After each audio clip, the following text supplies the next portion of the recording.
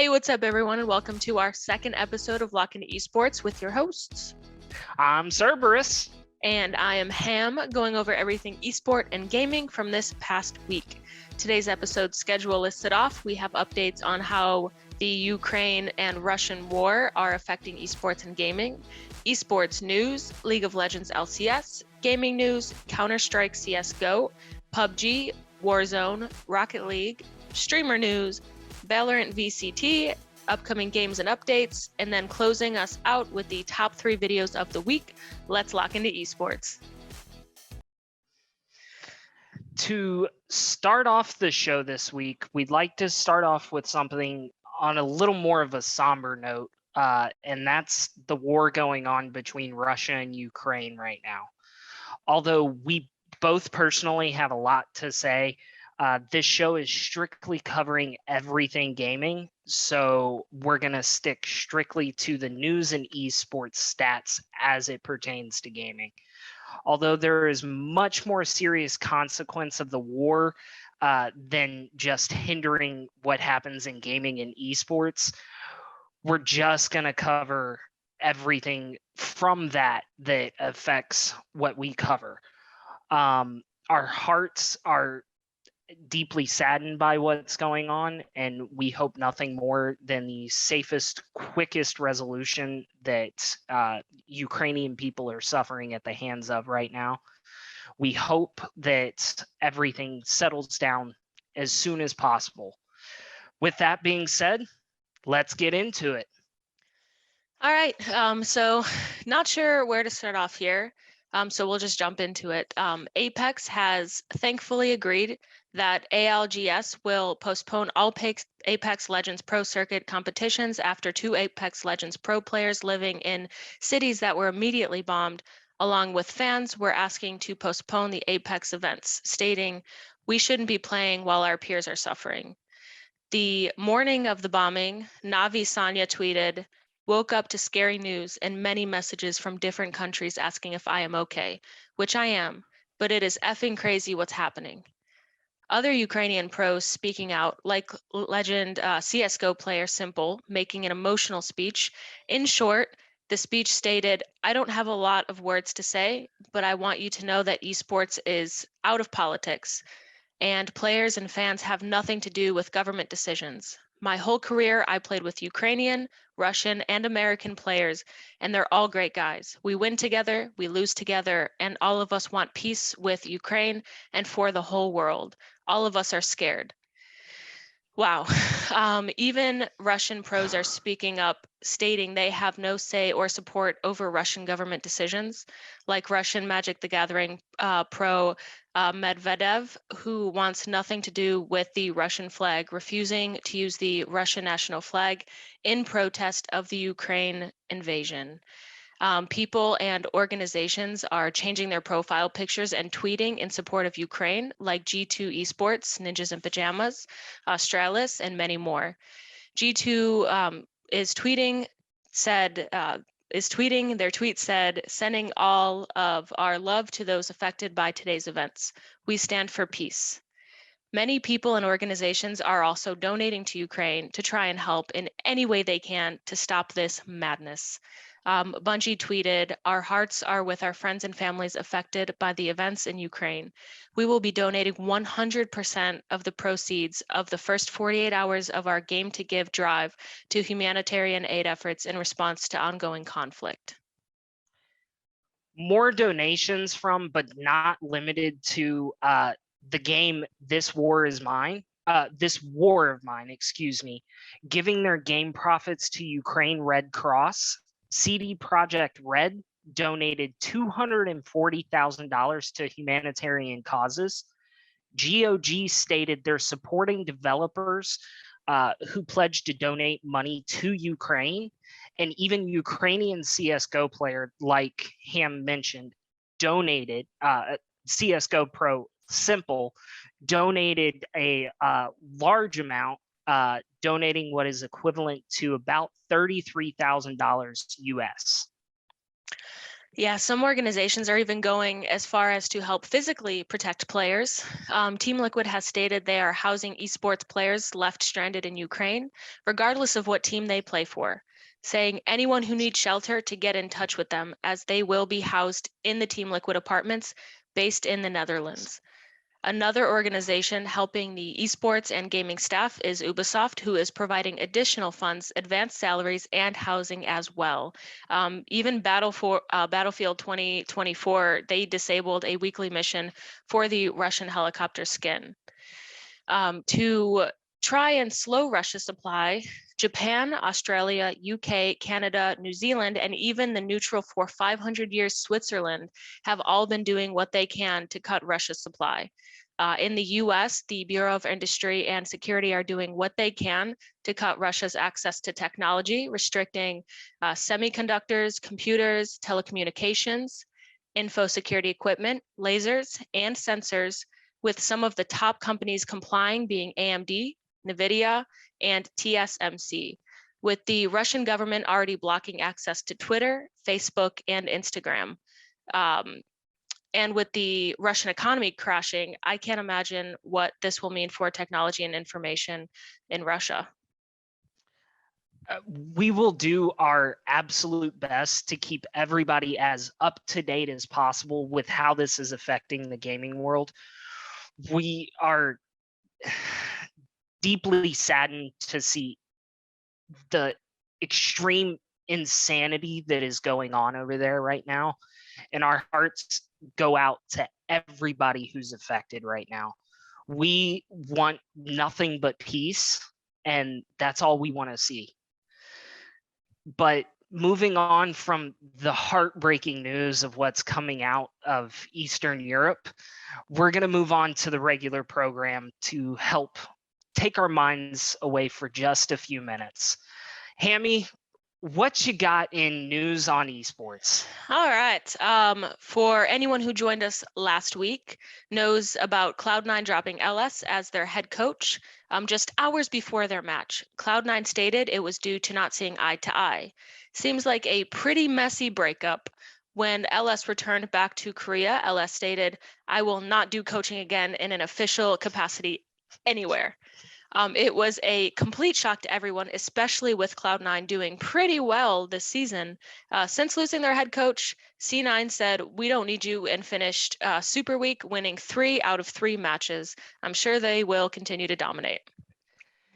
It was most definitely a messy breakup. LS's unconventional coaching style saw a lot of success to begin the year.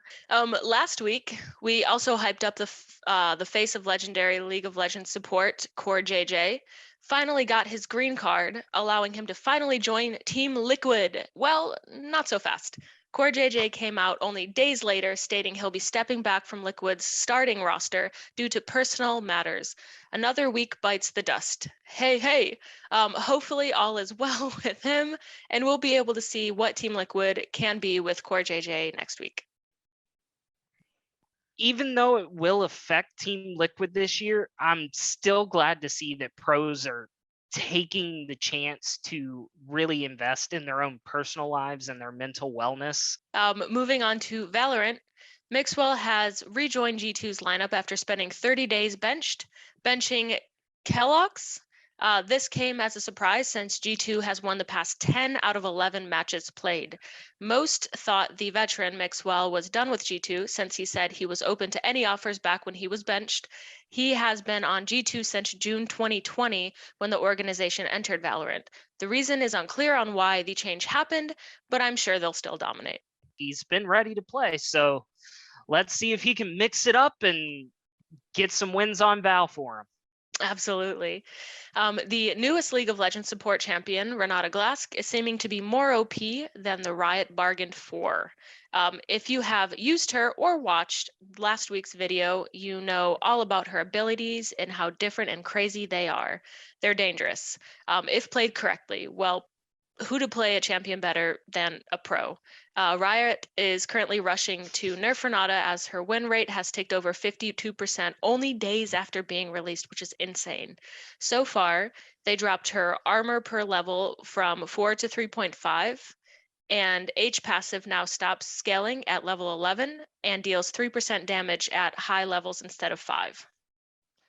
Well, it's good to see that Riot has taken a OP character and they're immediately doing something to fix it. Halo Infinite Optic fans, this is not a drill. Halo finally released the Optic team skin after they merged with Envy. Optic Gaming tweeted, "It's been a long time coming," and they are not wrong. But with patience can come big reward, and this is the case here. It looks awesome, which makes sense because 343 Industries announced that the Halo skin was fully designed by who other than the members of Optic themselves. I think having the people who know the brand best, the organizations themselves, designing their own logos would be a game changer for every team, every single game. Sick. I agree. After what happened last week with Texas Optics, The new eyeglass company. Oh yeah, 100%. Optic, you should definitely go after that ASAP. But glad to see that Optic is getting a chance to do it themselves since COD couldn't do it right. So Halo's like, we're not going to screw that up. So they gave them their own skin and said, hey, design it for us. Team Liquid announced their partnership with Boys and Girls Club Metro Los Angeles, launching a new Challengers Esports Lab to further dedication to STEM education. The Challengers Esports Lab is Liquid's newest mission to provide more knowledge, learning, and interest in the STEM field through game-related learning. Liquid will introduce mentorship through a clubhouse and a number of hardware upgrades. A 10-week, 40-hour esports course will also be available at the center. Call me old, but I will always remember growing up, everyone looked down on people gaming and how little the community was, or at least how hidden it was. To see things like this, it's absolutely beautiful. 100%. And education is so important. Glad to see teams are taking it as important as it is. So awesome, Team Liquid. Lastly, let's go ahead and hit rapid fire esports news. Paris Legion is looking to sign Challengers player Gravity and Jimbo. If you're a daredevil with your money and into betting, DJ Esports has become esportsbet.io, making it the new home for esports betting. With OWL beginning in April of 2022, with the new changes stated in our prior video, OWL teams will be granted beta access to Overwatch 2 within 2 weeks. Riot sent Tyler 1 some sick custom medals after reaching Challenger in every role. Deft from LCK got his 2000th kill against Fredit Brian. Wow. The most important thing to me that I heard you talk about, of course, all of it's important, but the thing I know most about is Paris picking up Tom Gravity and Jimbo. Paris has been underperforming, so glad they're finally making changes since they haven't done that in 3 years. So awesome to see them actually caring for once. Right. All right, Cerberus, LCS, what the hell is going on? Well, in light of world events, LCS Academy this week in North America still played on. We got to see how teams would fare in Super Week this week, as it's dubbed. Teams are still playing for placement points for the Spring Split tournament, Proving Ground Spring, aptly named, I would say. So to start off the week, we had 100T Academy taking on Immortals Academy. 2 matches were played where Immortals were actually able to take both. They were relatively quick, lasting under 30 minutes each, and Immortals heavily outslayed 100T by 38-17 ratio. And then in match 2, we got to see Golden Guardians Academy take on FlyQuest Academy. These matches ended up being split evenly between both teams, where they both took 1. Slaying was pretty even across the board, with the only standout statistic being that FlyQuest ended up taking 8 dragons compared to Golden Guardians 2. Wow. So would say that probably was a factor. In the next match, Cloud9 Academy took on TSM Academy, where Cloud9 was able to completely shut out TSM. Even though the matches did take a while for Cloud9, with the first match being almost 45 minutes and 34 minutes in match 2, they were able to absolutely dominate. Cloud9 outslayed TSM 45-26 and were able to take 9 dragons to TSM's 3. As we'll get to see later, LCS Cloud9 is absolutely dominating as well. Glad to see the trend in Academy is going strong. Oh, yeah. And then in match 4, we saw another equal match between Evil Genius Academy and Dignitas Academy. Dignitas was able to outslay EG by a margin of 26-14, but it was not enough to win them both maps. EG was able to take map 2 after a 39-minute bout, but only after dropping map 1 to Dignitas. And then in the last match of the 23rd, Team Liquid Academy took on Counter Logic Academy. Both maps were split with the 2 teams each winning 1. Statistics were pretty even across the board, with CLG taking only 2 more total slays over TL, with towers and dragons basically going even across the board. Yeah, it was a close match. And on the second day of action, it started out with Team Liquid Academy completely controlling their match versus FlyQuest Academy. Statistics were completely one-sided, with TL taking the lead in all categories, outslaying FlyQuest 39-24, taking 20 towers to FlyQuest's 9, and taking dragons 6-2. Yeah, with FlyQuest Academy in 9th out of 10th place for the season thus far, this isn't too surprising, sadly. Unfortunately not. Unfortunately not. In the next match, Evil Geniuses squared off against 100T Academy, where they ended up splitting games 1-1. Slaying was separated by 1 between teams, and each taking 5 dragons apiece. This match was a testament to how evenly matched these 2 teams are this season. And then the middle match of the day was anything but middling. Golden Guardians took on Dignitas and put on an absolute smoke show. GG outslayed Dignitas 33-14, out-towered them 18-5, and out-dragoned them 5-2. All said and told, it was a dominant match from GG, with the match lasting less than 20, the entirety of the match, with each game lasting 28 minutes per game. Yeah, wow. In a 28-minute game, they were ahead 19 kills, 13 towers, and 3 dragons. Literally just made it look easy. Oh, yeah. Just cakewalk for them. The fourth match did not prove to be as exciting as TSM Academy took on Immortals Academy. Each team picked up a map with statistics relatively even across the board. Viper was the only standout for the match, scoring a total of 8 slays and a CSM score, creep score per minute, of 9.2, which was among the best in the lobby.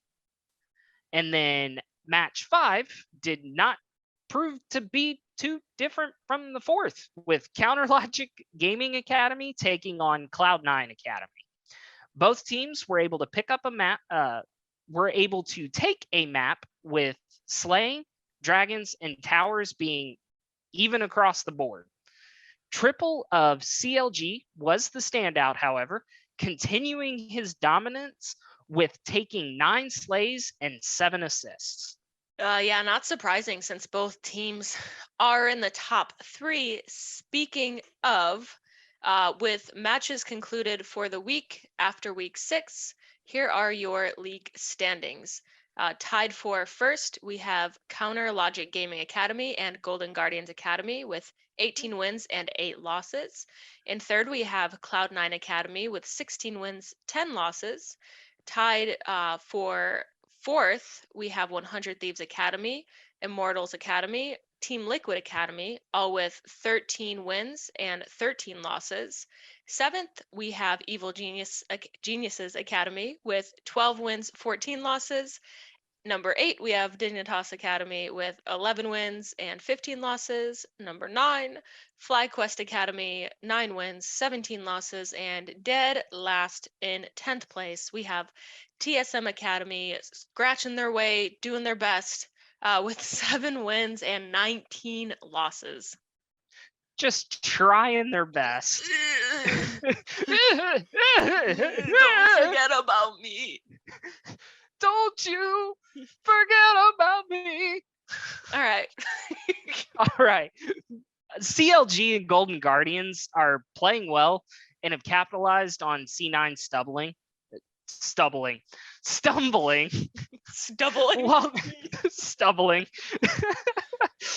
While going through some team changes.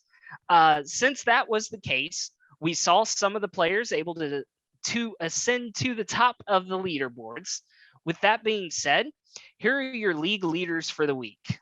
Number 1 is Pretty of Immortals Academy with a 6.2 KDA, 105 slays, 42 deaths, and 157 assists, being in that top KDA spot.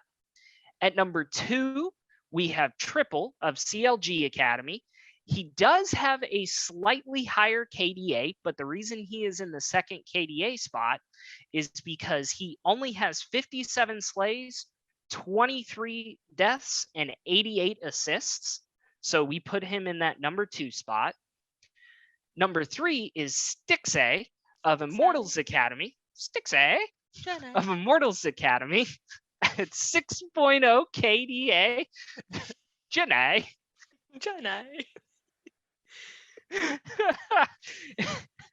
Well, Stixay has a 6.0 KDA with 162 slays, 48 deaths, and 127 assists, being in that third KDA spot.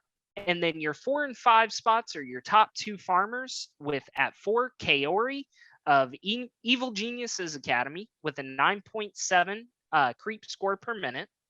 And then at number 5, we have King of Cloud9 Academy, who has a 9.6 creep score per minute at that number 2 farming spot.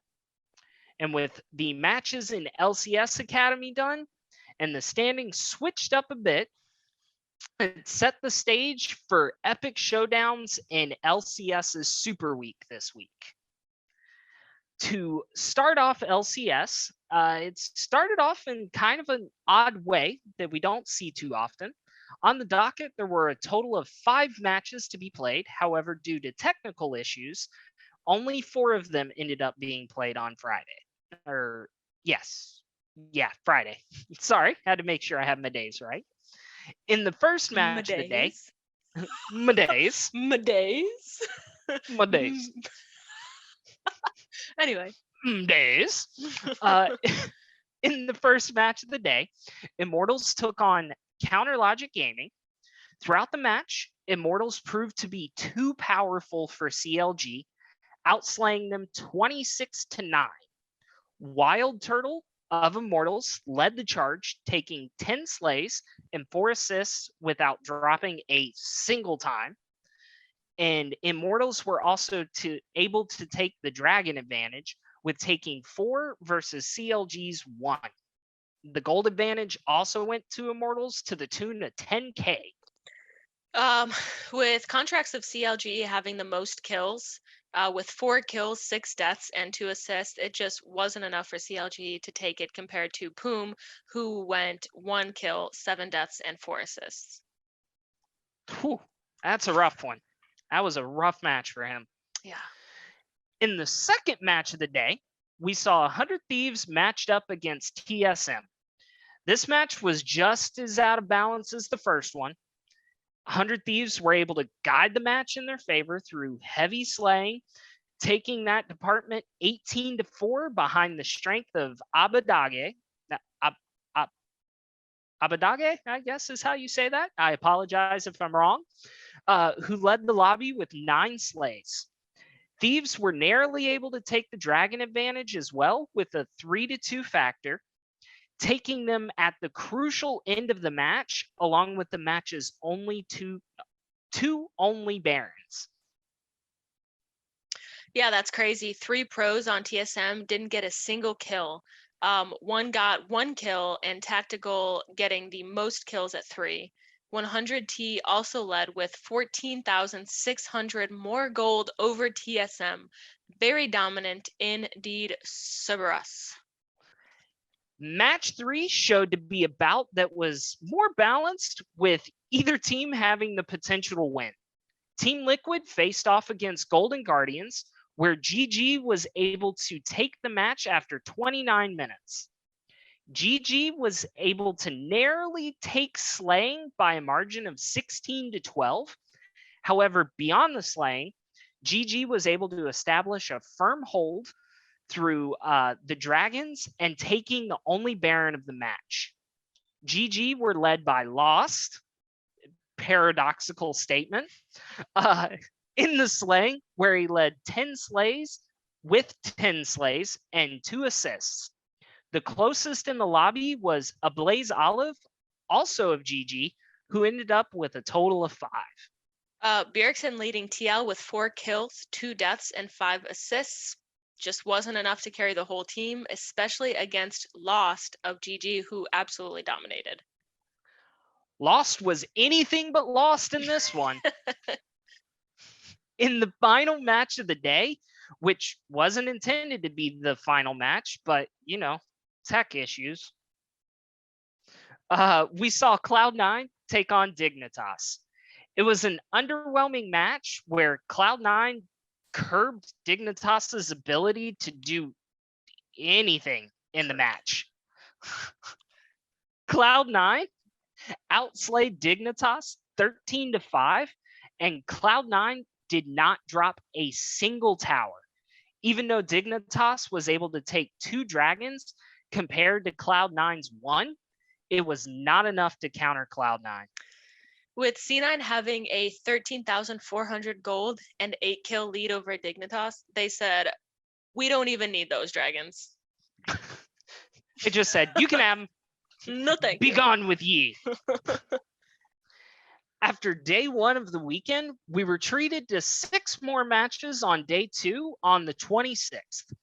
To start the day, we saw Dignitas square off against Team Liquid. In this match, who you fighting? Who you fighting? Good butt. All right. Ow. Ow. Ow. I'm going to call mom. All right. To start off the day, we saw Dignitas square off against Team Liquid, like I said. In this match, we were treated to another dominant showing from Team Liquid. Slaying was even across the board for TL, but despite it being even, it was completely tilted in their direction as they took 14 slays, while Dignitas was only able to come away with a total of 5 slays across the team.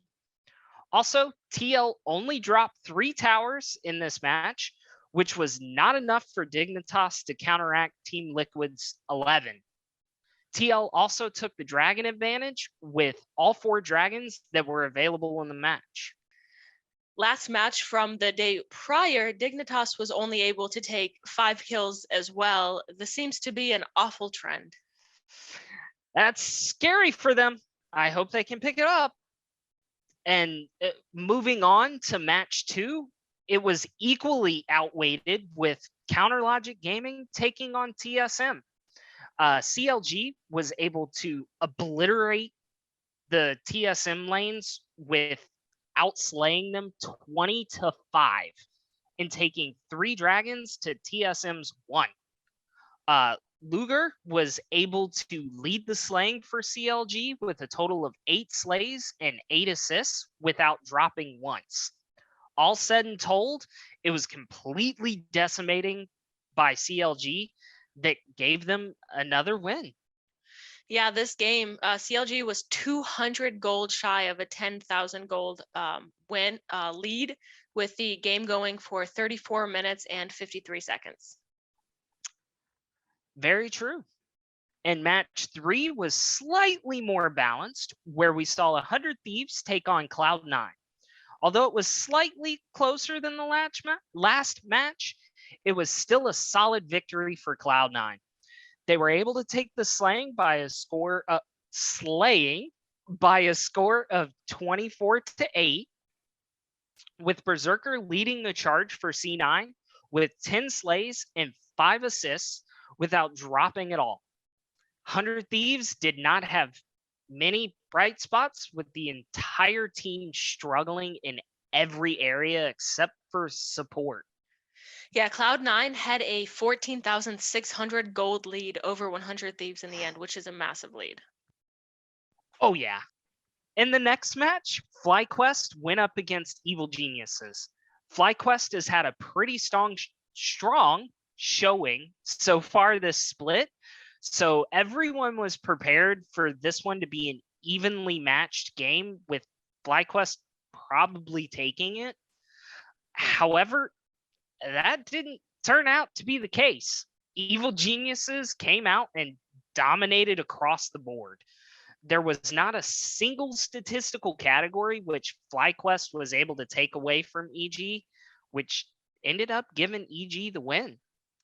Total kills were EG 16 to FlyQuest struggling with only 2 kills on the board. That's a rough one. And then in match 5, we saw Immortals take on FlyQuest, who had just come off that fresh loss. In this match, it was unfortunately a lot of the same for FlyQuest from the match prior. They were outmatched in every category except for 2, where they were able to show up just a little bit more. FlyQuest was able to show up in the mid lane and were able to tie with Immortals in attack damage carry, but it was not enough to pull them through the match. Immortals showed that they were more in line with the rest of the league this year, and therefore were able to pull out the win. Yeah, this match not looking much better, like you said, than the one prior with FlyQuest, with Immortals having 17 slays while FlyQuest only had 4. That's a rough thing to have happen. And then in the last match of the day, we saw Evil Geniuses get another chance to strengthen their position this year, facing off against Golden Guardians, trying to do the same thing. Although both teams were attempting to do that, Evil Geniuses proved to be the ones to accomplish their goals and get the win. EG was able to top the categories in everything except for the Baron, which was taken by GG, and in the jungle that went to GG.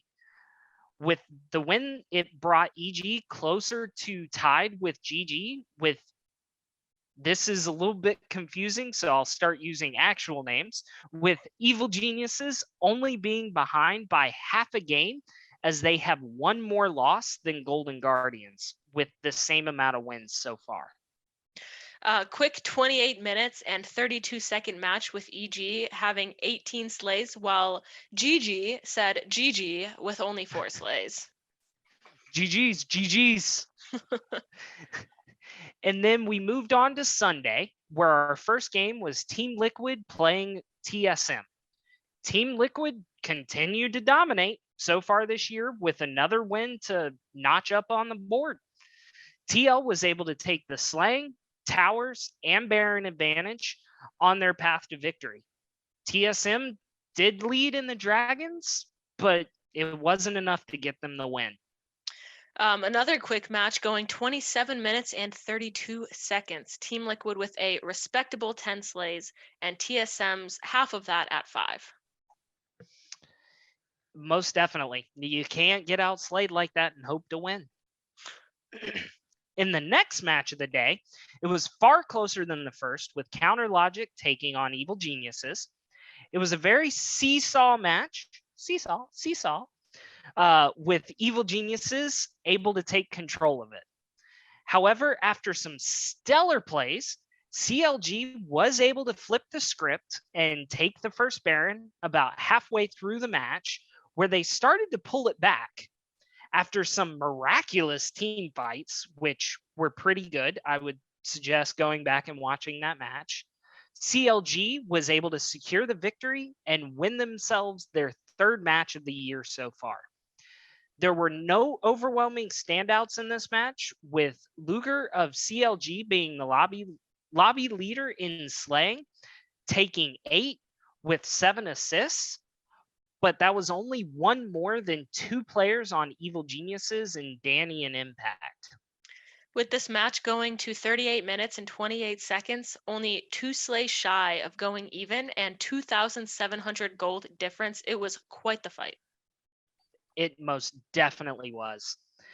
And in the third match of the day, it treated us to Cloud9 taking on FlyQuest. Both teams have been playing well so far this year, but there could only be one winner. There can only be one. If you ain't first, you're last, shake and bake. Shake and bake, baby, shake and bake. In this case, Cloud9 was able to come out on top and did so by a commanding means. Summit of Cloud9 led the team to victory through the slays, accounting for 7 out of their 18, which was the same total as FlyQuest's entire team. Yeah, glad to see C9 still dominating after suddenly losing their coach. So match 4 saw another evenly matched encounter with Immortals taking on Golden Guardians. This match was close in slaying, with all players practically even, with Lost of Golden Guardians being the standout in slaying with a total of 7 slays. With that showing, it proved to be enough to win GG the match, as all other categories were even across the board. GG had 15 kills to Immortals 9 on this 36-minute and 35-second match. And then moving on from that one, the last match of the day, or the last match of the week, also proved to be not nearly as close as the others have been, with Dignitas facing off against Cut. Mhm. I put the wrong team. I put Dignitas facing off against Dignitas. What a game. They played themselves so evenly matched. 3, 2, 1. The last match of the day and of Super Week proved to not nearly be as close as the others have been.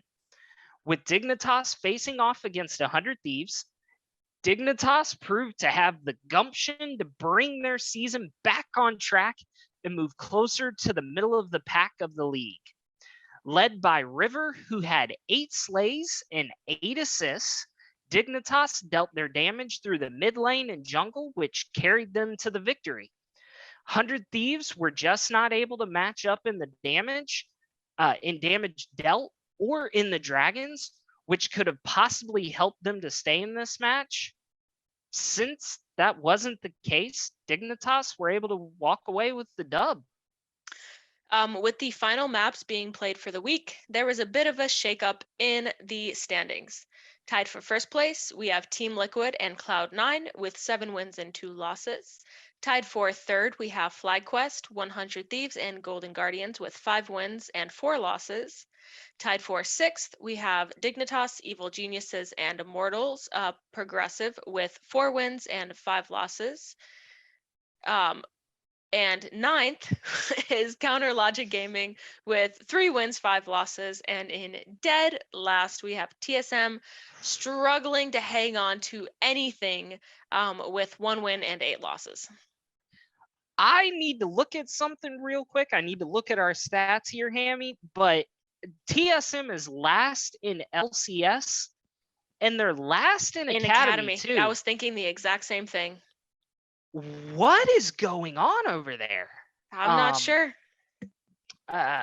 Hopefully they can pick it up on both fronts, because I really want to see them come together right now in and League of take Legends. some wins.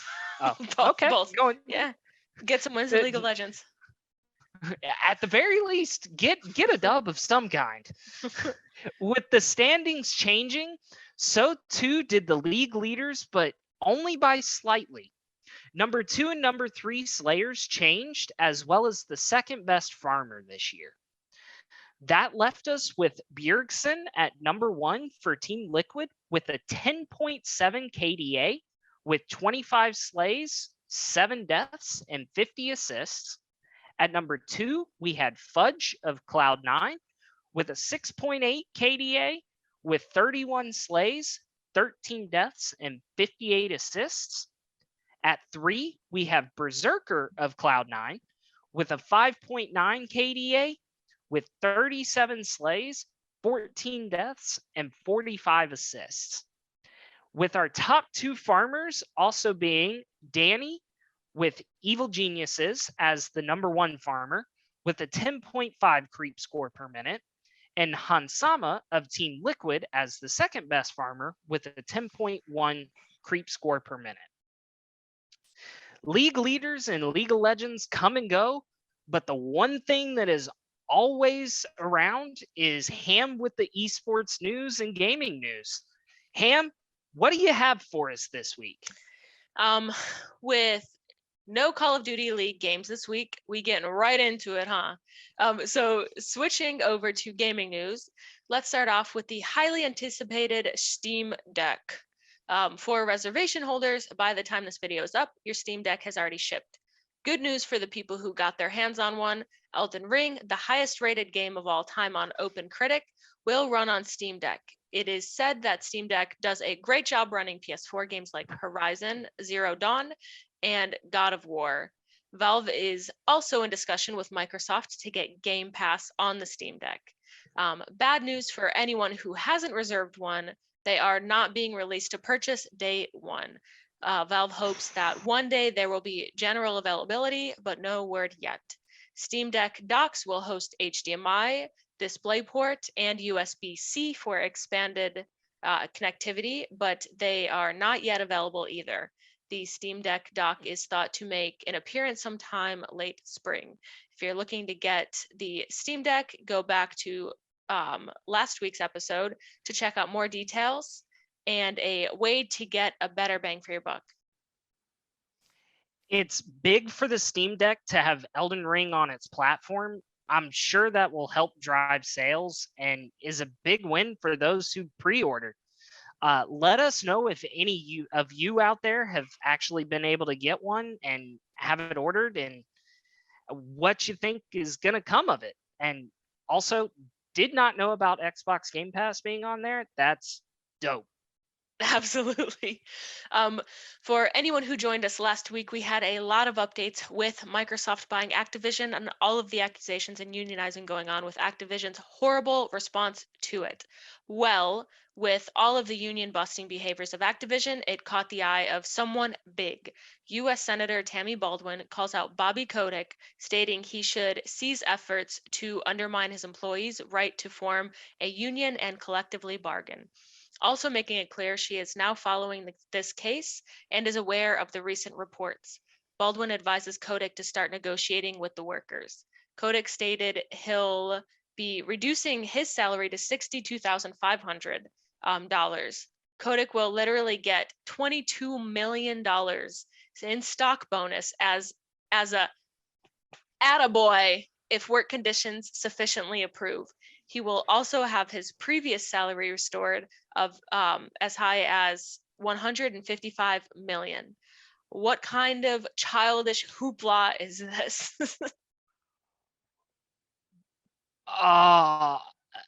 That's a lot of money. Yeah. I'm glad to hear people calling out Bobby Kotick. It's time someone with authority held him to account.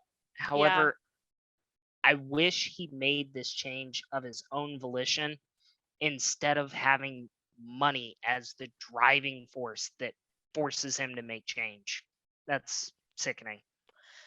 Going along with Activision's toxicity, with so many game publishers having so many scandals lately, the gaming industry is in terrible state.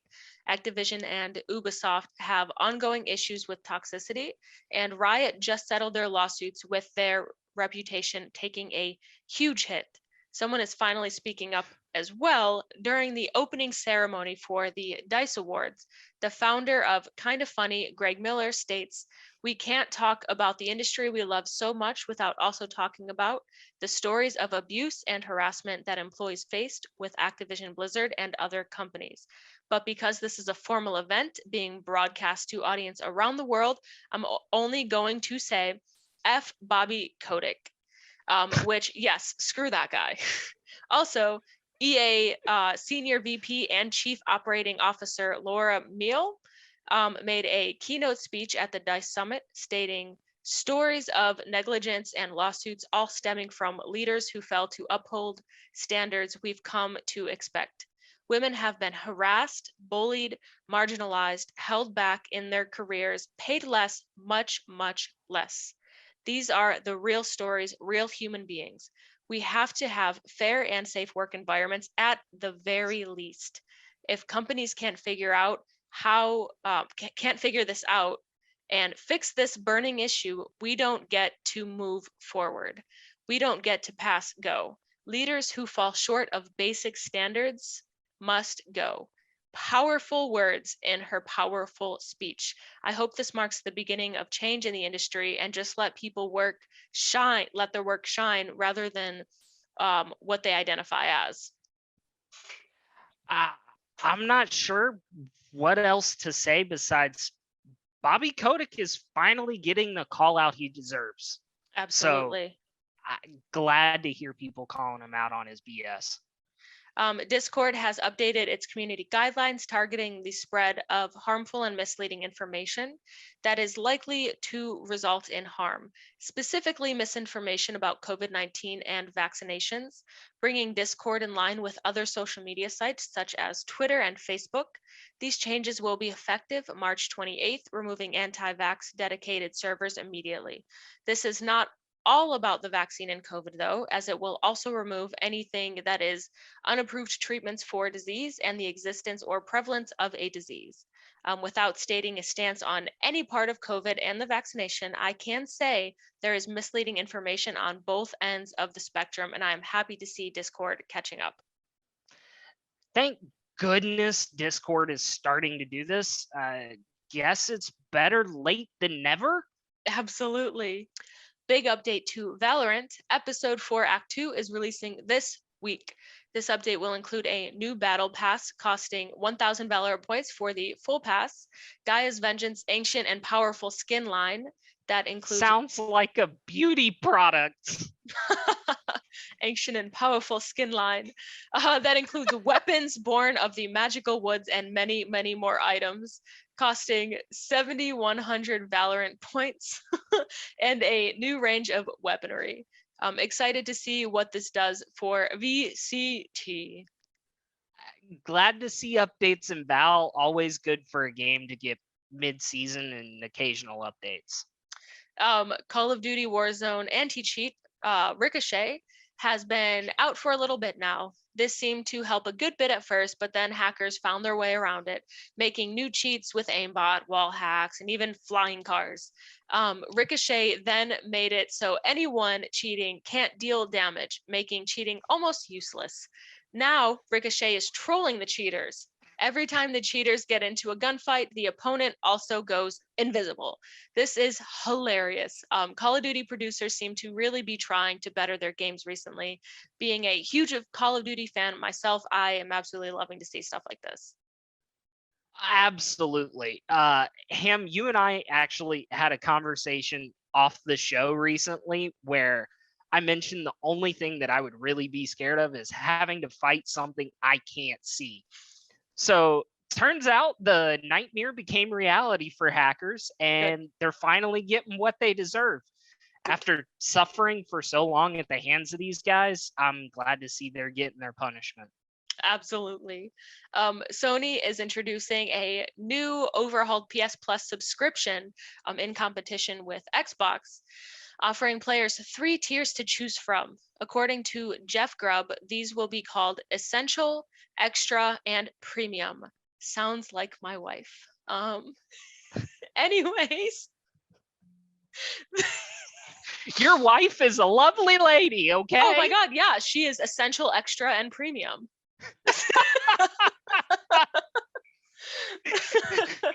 Anyways, the cost will be $10 for Essential, $13 for Extra, and $16 a month for Premium. Difference being, Essential for $10 a month, you get just the PlayStation Plus monthly games.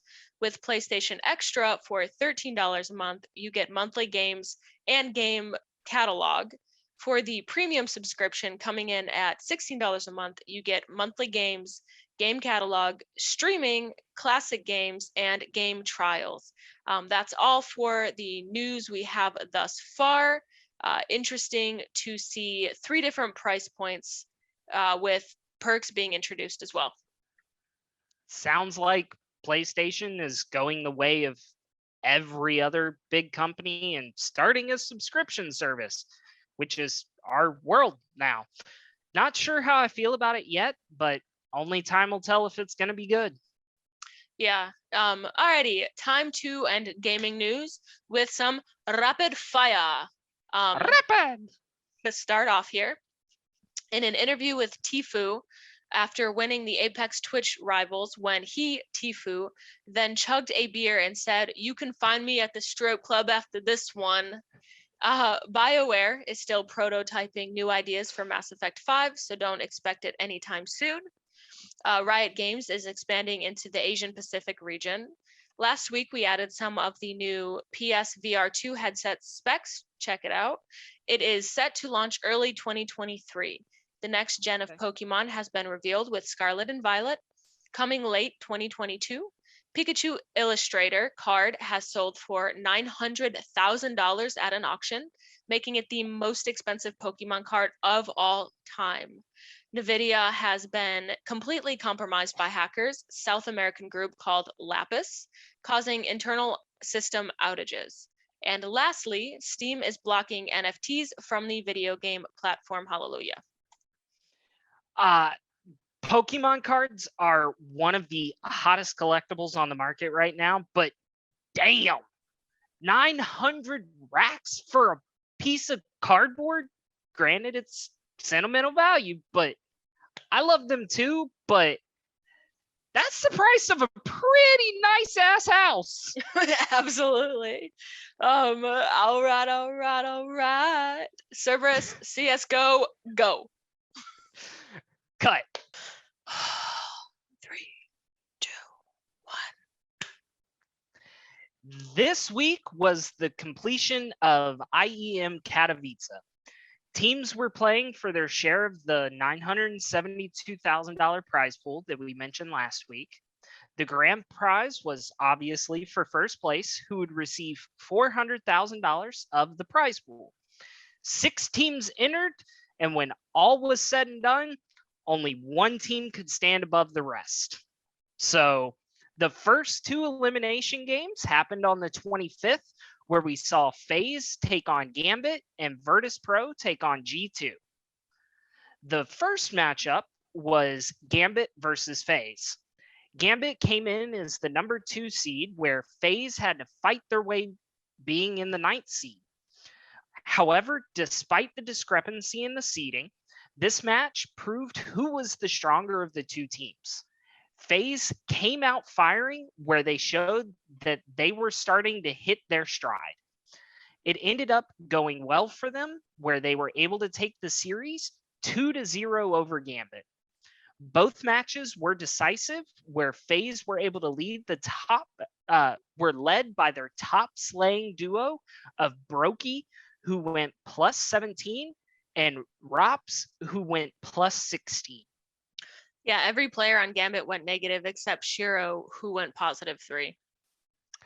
Shiro is absolutely nasty, though. And then in the next match, it was a very similar to the match previous, but this one was Virtus Pro taking on G2. This one, though it had more drama with map 1 needing a total of 3 overtimes in order to take map 1, and then map 2 was more decisive where G2 came out and took the map with a round count of 16-5, giving them the victory in the match. m0NESY led the charge, going 58-40 with plus 18 slays. Similar to the prior match as well, everyone went negative except Jamie, who went positive 10. As impressive as that is, just wasn't enough to carry his team to that victory. Unfortunately not. And then the 26 offered more spectacular matches where we got to see Heroic, after taking the first round bye, take on FaZe. And then Na'Vi, also off their first round bye, take on G2. In the first matchup, FaZe came out hot in their match against Heroic. It was a dominant performance with FaZe not dropping a match and winning their team a significant victory. No one on Heroic was even able to go positive in the slaying, where all members of FaZe were able to do the opposite with all players going positive. Brokey led the lobby in slaying with a plus 29 stat line and only dropping a grand total of 17 times in the match. That is nuts. Raps wasn't far behind Brokey, going an impressive positive 21 in slays.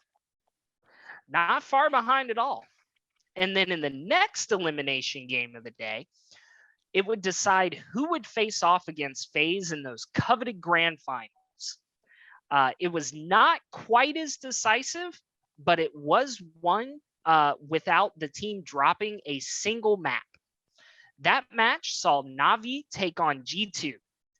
Na'Vi was being led by their possibly the best player in CSGO, Simple, and it was thought that Na'Vi would take this match very easily. However, the opposite showed to be true, with G2 taking the series over Na'Vi by a scoreline of 2-0. Hunter showed up for the G2 squad, leading in the slaying with a plus 13 stat line and going 47-34. With that win, G2 punched their ticket to face off against FaZe in the IEM Katowice finals. Simple was the only pro to go positive on Na'Vi, leading his team with positive 11 kills.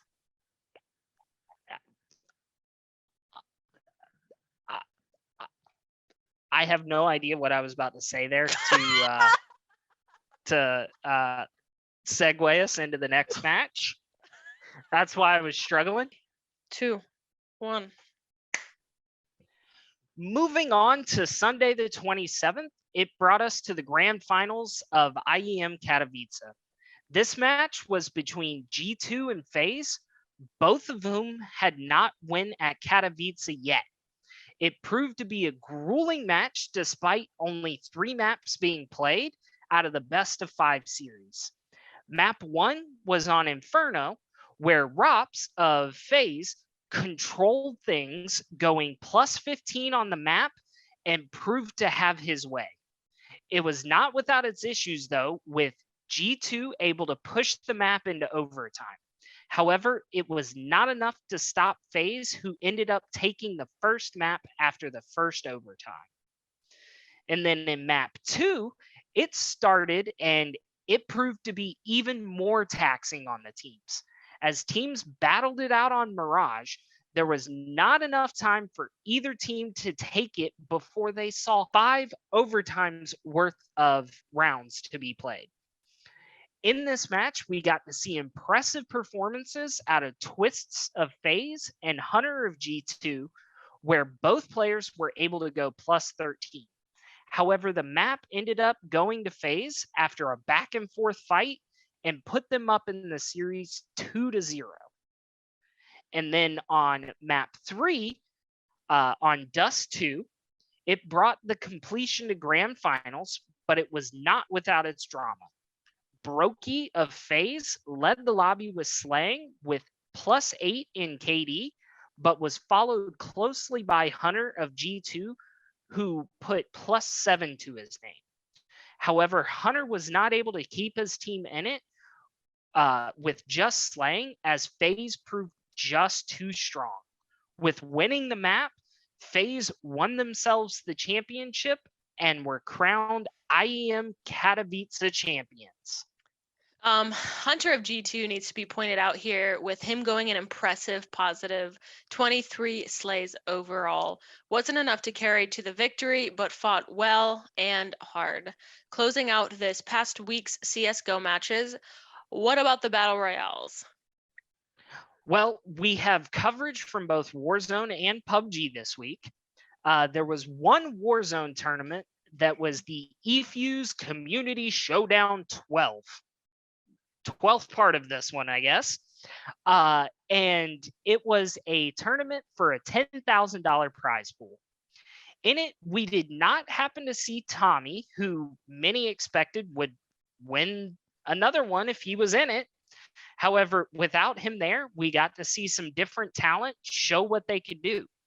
After 8 private lobby matches, we saw Team Myapo, consisting of Myapo, Otterize, and Unveiled, taking the win with a total score of 120, winning them first place and that prize of $6,000. Second place also saw winnings, which was taken by Team Huskers, taking home $3,000. And then third place was able to take it by the slimmest of margins, only 2 points, which was Team Noobs, who is Tommy's normal team, winning themselves $1,000. With 3 of the total 8 teams winning something, that's pretty nice. Oh, yeah, especially with it being a smaller prize pool. And then this week, we were also treated to some PUBG matches. Teams were playing for Masters Phase 1, which comes with both prize money and PGC points, which will help them to qualify for champs this year. Shoot to Kill and Bing Bang Boom played well this week, putting themselves at the top of the leaderboards for Phase 1 and setting themselves up pretty nicely for next week, where more games are going to be played. STK was able to do so despite only winning once, but they did place second 3 times. Bing Bang Boom was able to do something similar with 1 win and 3 third-place finishes. Nice to see Shoot to Kill leading this week, because last week Shoot to Kill was in 10th.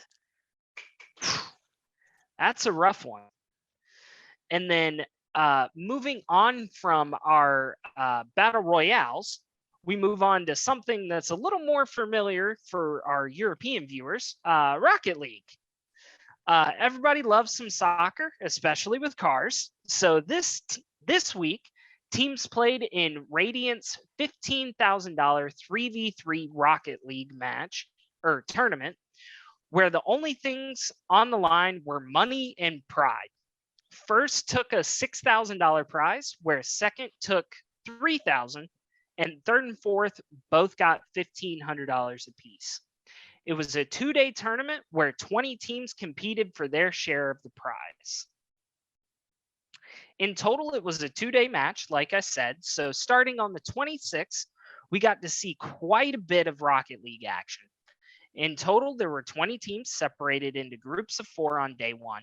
In Group A, Pioneers Gold were able to take the top spot in the group without dropping a single game, and were followed by Silver Sirens, who were able to advance as well, but only just doing so after going 2-2 and only carrying on by a way of round count over the third place team, who ended up getting eliminated.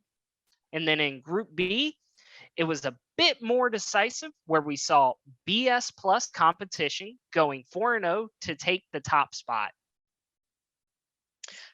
Atlantside Wave were able to follow closely behind, only dropping 1 match. Good for them. And then in Group C, it was a similar affair, where we saw a pretty similar scenario to Group B. Flashes of Brilliance shine bright, taking the group with the perfect record, going 4-0. Circuitry Gaming were able to advance as well out of this group, going 3-1, placing themselves firmly in second for the group. And then in Group D, same story, different characters. Parabellum Black were able to be the top dogs in this group, going 4-0, taking that number 1 seed in the group and securing their seat in bracket. Wildfire were able to follow up the first place team's performance, going 3-1 in the group, securing their seat in the next round. And day 2 saw those top 8 teams placed in a bracket where it would end the tournament and only one team would be named champion. To start off, Pioneers were able to take the win over Atlanta Tide Wave in a 3-1 series. Pioneers really took the match away when they outscored AW 11-1 in the last 2 games. Parabellum was able to do something similar to Circuitry Gaming in the next match, where they were able to take the match. Outscoring them 9-2. That's a pretty dominating performance out of them. And then BS Plus competition was able to show how dominant they were in the next match against Silver Sirens, where they were able to take the match. Silver Sirens were not able to compete in this matchup, where they were outscored by BS Plus by a scoreline of 19-3. The next match, however, offered us our first close match of the day, with Flashes of Brilliance taking on Wildfire. Wild were not outscored quite as bad as the other teams, but they still lost by a scoreline of 8-2. And with the 4 teams advancing to see who would take their lion's share of the prize pool, despite being guaranteed at this point some kind of money since they were all top 4, we were treated to 2 more matches. Pioneers took on Parabellum, and it was unfortunately not a close match at all. Pioneers scored well, winning each game, taking the series in 3 total games. In the next match, though, it turned out to be the closest match in the bracket throughout the day, where BS Plus competition took on Flashes of Brilliance. This match had to go all 5 games, with it only being decided on Champions Field. Flashes of Brilliance ended up being able to take it and secure their seat in the finals. And then in Grand Finals, it brought us to the last matchup, where Flashes of Brilliance took on Pioneers. Flashes of Brilliance were able to show up and show out, taking this series that was a best of 7 in only 4 games. Game 2 and Game 4 were close, with Flashes only winning by 1 goal. But the other 2 matches showed that they were just the better team, outscoring by at least 2 goals. After the dust settled and Flashes of Brilliance took the crown, they also walked away with the $6,000 grand prize. Meanwhile, Pioneers did not have to go home disappointed, winning $3,000 for their squad. Nice little payday. Now it's time for Ham to tell us what's up with streamers this past week, man. Absolutely, Ham. To start off streaming news. Love it. To start off streaming news, we can start with the iconic streamer Amaranth, who has started many trends that, although many hated, many also loved, and some even tried to copy, like ASMR streams and hot tub streams. Well, she's back at it again with a new trend. She put 7 figures into buying part of a plastic ball company, debuting her new trend of streaming in a streaming room full of plastic balls, like a ball pit with thousands to watch, tweeting, "This is what 3,600 balls looks like. It's about 2 to 3 balls deep in a stream room." How many do you think will I take to get 4 feet deep? It honestly looks like an absolute blast, and I hope that she keeps being creative and making that money. No lie, this is a brilliant idea. It's creative and gets the chat involved. I'm very interested to see what she comes up with next. Absolutely. This one is gamer and streamer news. Awful news for Super Smash Bros. Lovers. Nintendo pulled the game from the EVO 2022 lineup. Well, fan favorite streamer Ludwig, who first gained his popularity in the Smash scene, was disappointed as well and swooped in like Superman, tweeting, "Don't worry, Smashers, I got you," hinting that it seems he'll be putting on his own event. Nothing confirmed yet, but he is known to run some pretty awesome tournaments. Great job.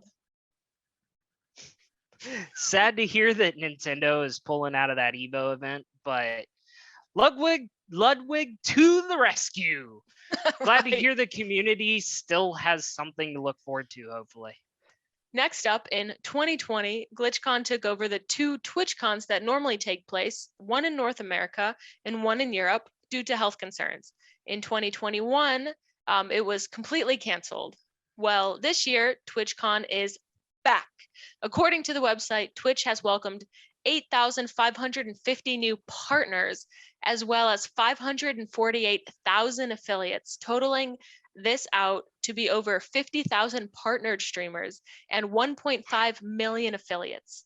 With this growth, they announced the first event taking place in Amsterdam on July 16th to 17th of 2022. And the second one is in San Diego on October 7th through the 9th of 2022. Live streaming the events is back as well. Even if I can't make it, I am stoked to watch the live streams.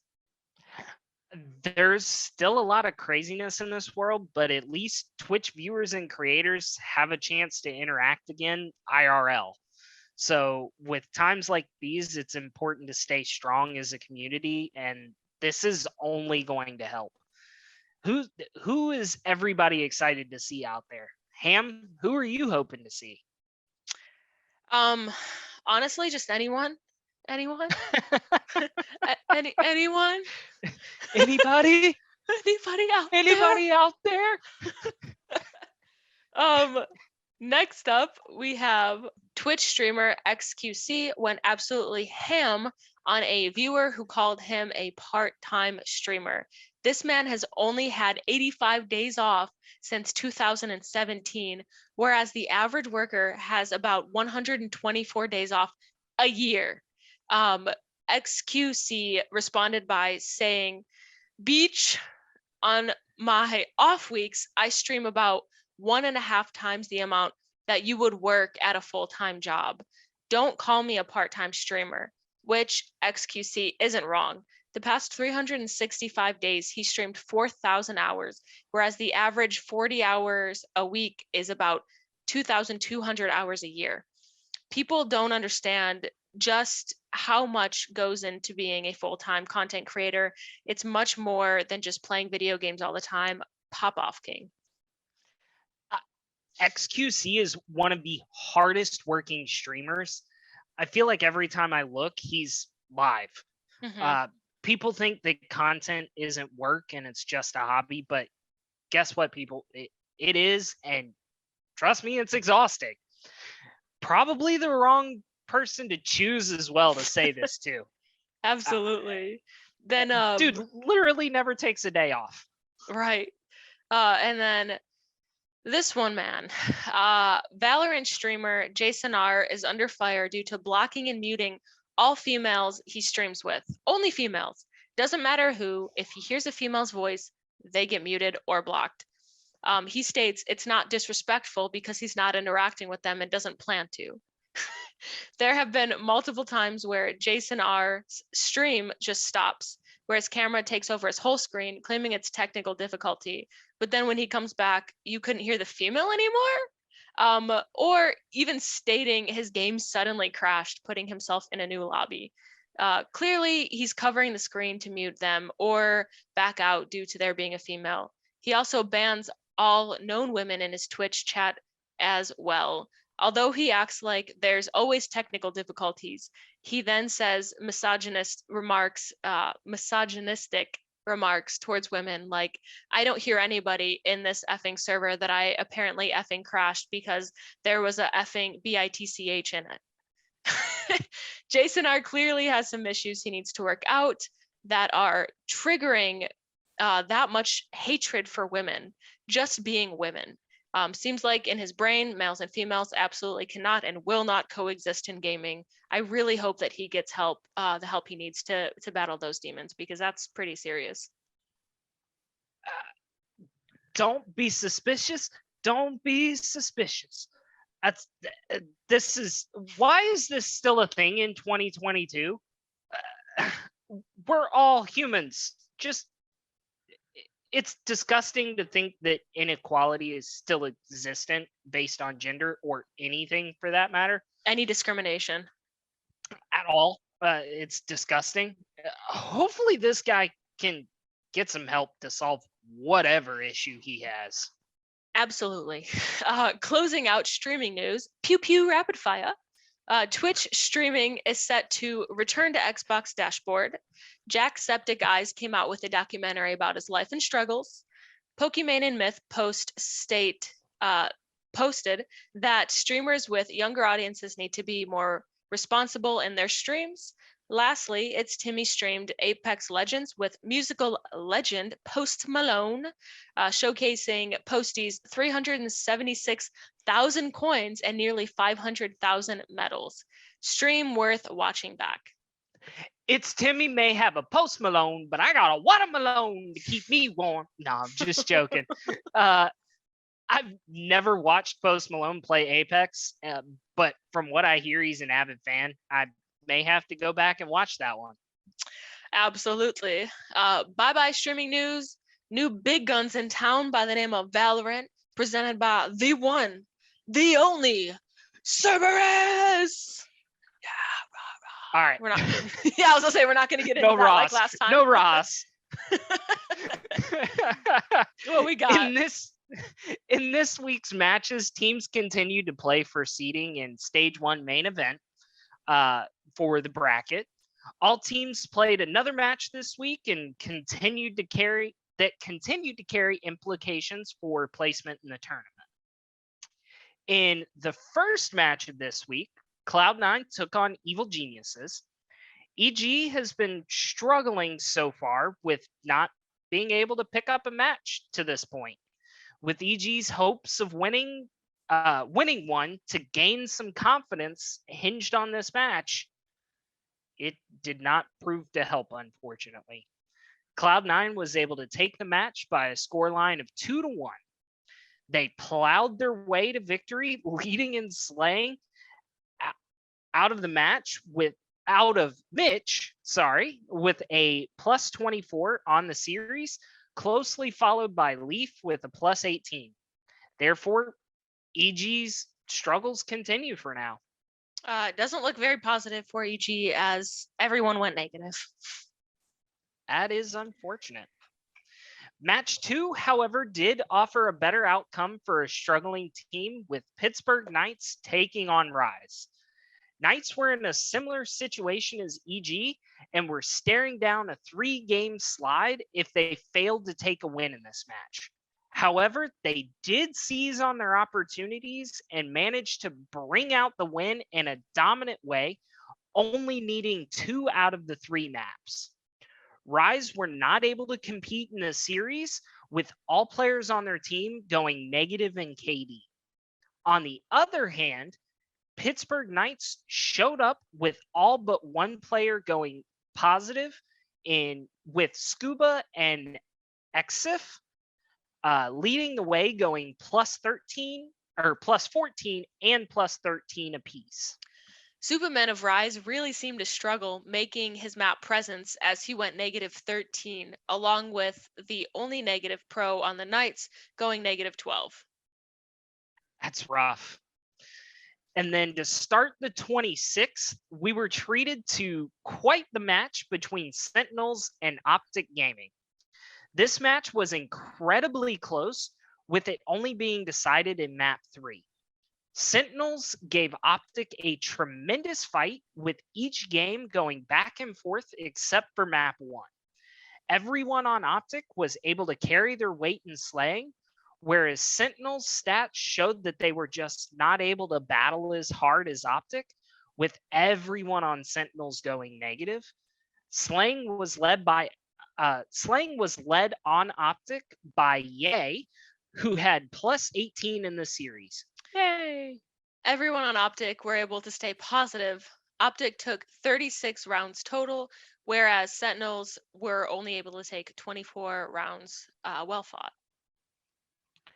And then the second match of the day, which was on the 26th, was just as entertaining as the first. The Guard went into the game without dropping any games yet in Stage 1 main event against Exit, who were 1-1 so far.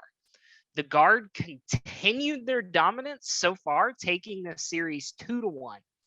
Exet seemed to struggle with no players on the squad able to go positive, with Cryocells being the only player able to get close, with him just going negative by 1. Opposite this, on the Guard, all players were able to go positive, with Net being the lowest out of the group by going +5. This increased the Guard's position in the tournament, with them not dropping a single match so far.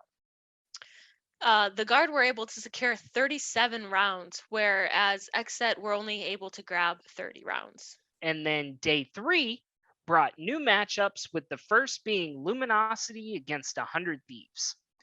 Given 100 Thieves' recent struggles, I was hoping they would be able to come out and fry in this match. The new team members in Bang and JC Stanny were able to come out and fry, but it just wasn't enough to help them get the win. Luminosity were able to take it, even though they were outslayed in the totality of the match. With Luminosity winning, they improved their standings in the group, but 100 Thieves continued to dig themselves into a hole with this match. LG won 36 rounds, where 100 Thieves won a close 34. Bang of 100 Thieves really tried to carry his team to victory in this one, where he led the whole lobby in kills, going positive 12. And then in the second game of the day, which was the last match of the weekend, it was a brutal back and forth match that came down to the wire. NRG looked like they were poised to finally win their first match in Stage 1 main event, but Version 1 swooped in and made sure that that did not happen. Xander and Penny of Version 1 showed up in the slaying throughout the entire match, going +24 and +21. It proved to be too much for NRG to contend with, where Soam of NRG did have a great match, going +18, but it just wasn't enough to carry the team, unfortunately. Version 1 narrowly took the win by only 2 rounds total. Yeah, it was close throughout Valorant this weekend, but we'll have to see what next week holds. Ham, what you got for upcoming games and updates? Absolutely. Absolutely. To start off upcoming games and updates, we have the new Fortnite Chapter 3 update. This update has added Marvel Spider-Man, new tornadoes adding extra danger to the map, and of course the famous tilted towers. Well, as Chapter 3 Season 2 is close to ending, earthquakes have begun. So don't get too used to the towers. According to a leak, an earthquake could take those fan favorites out soon. These are the reasons that Fortnite continues to be on top of games that are played and watched. The map is constantly changing and new characters are always showing up. I wonder what they're going to come up with next. Yeah, it's very creative. Calling all Nintendo 64 and Sega Genesis fans. Nintendo announced, yeah, same. Nintendo announced that they will be adding classic games from those consoles into Nintendo Switch Online.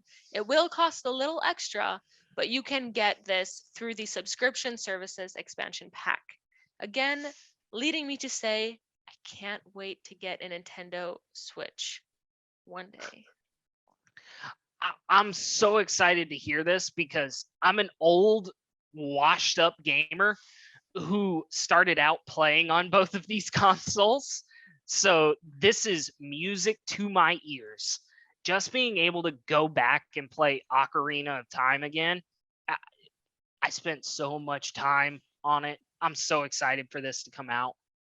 Uh, what's everybody else out there excited to see come to Switch? Who's old and washed like me and remembers these games? Same.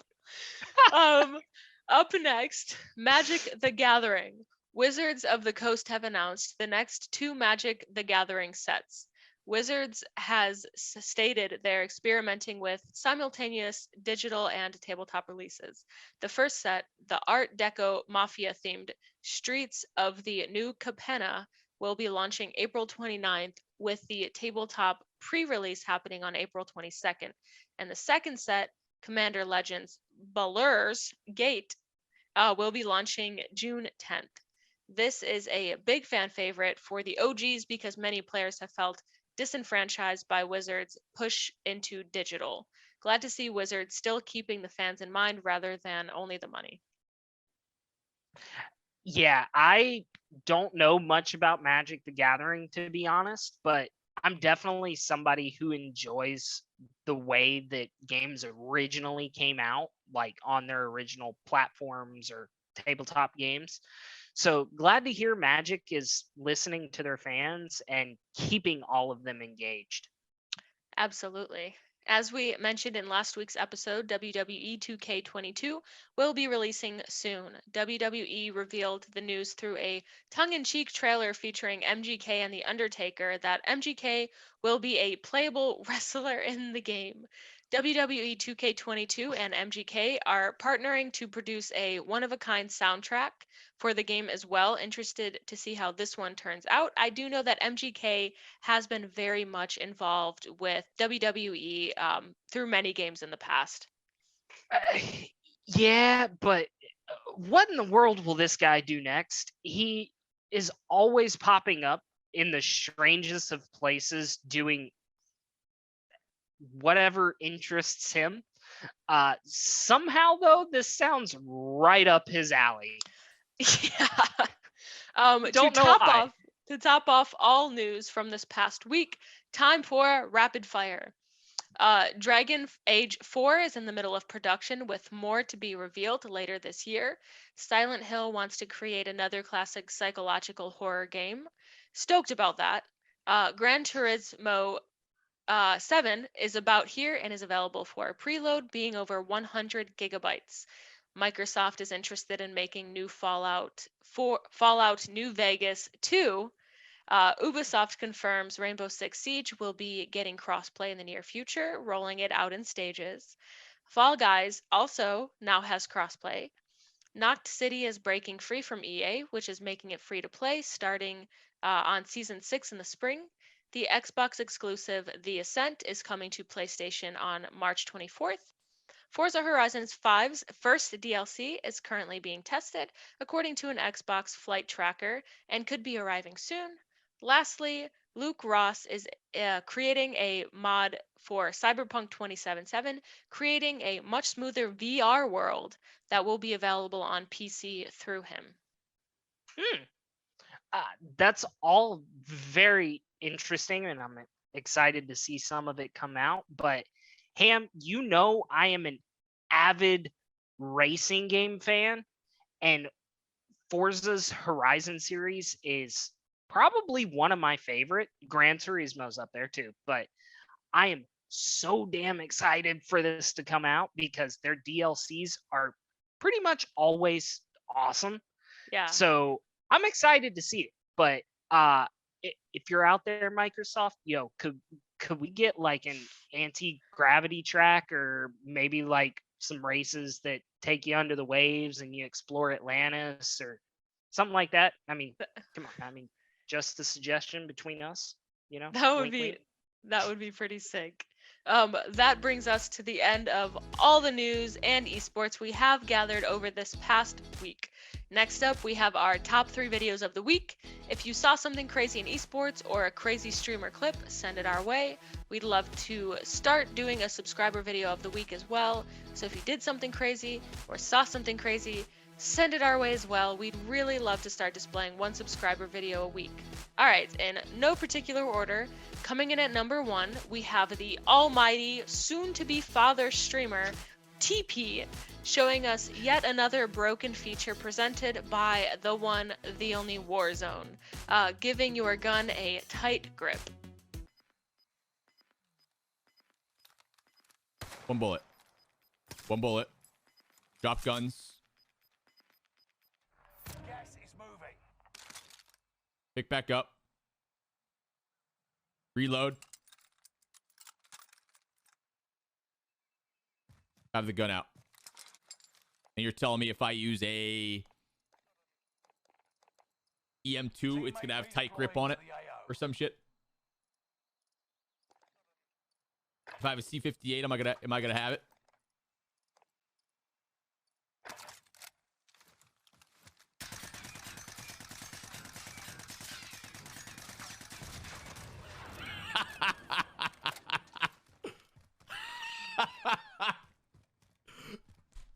This glitch is stupid. I can't believe there's another glitch, and of course it has a convoluted process to get it.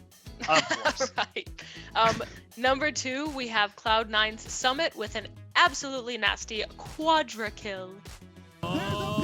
You want to talk about a luxury? Winsome has the luxury of barely staying alive as Cloud9's getting stunned up underneath the turret. The Berserker is already down, but Summit has joined the fight, so the fight ain't fair anymore. He's ready to go, and he will just eviscerate everyone on FlyQuest. FlyQuest begins this fight by killing the enemy AD carry, and it ends with a quadra kill for Summit. Cloud9 got them team tactics. They mopping up again. Lastly, we have a very emotional win for FaZe Clan, winning the IEM Katowice. Damage, that's gonna drop them down. It's all on Hunter, and it's all over. Twist with the final kill, and FaZe finally on the stage in Katowice will take a championship, and you can see what it means to Kerrigan as he falls to his knees. And why not? What a performance from everyone across FaZe. The mastermind himself. He's got a legacy as an in-game leader, as a captain to seal. And this is a big first step. IEM Katowice trophy in a grueling grand final. 6 overtimes across 3 maps. We are the champions, my friends. I don't have a lighter. Well, folks, that's going to do it for our episode today of Lock Into Esports. I am Cerberus.